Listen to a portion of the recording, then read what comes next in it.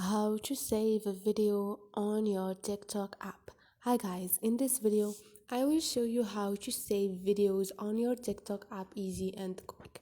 So first thing, go to your TikTok, choose a video that you want to save and click on the share icon.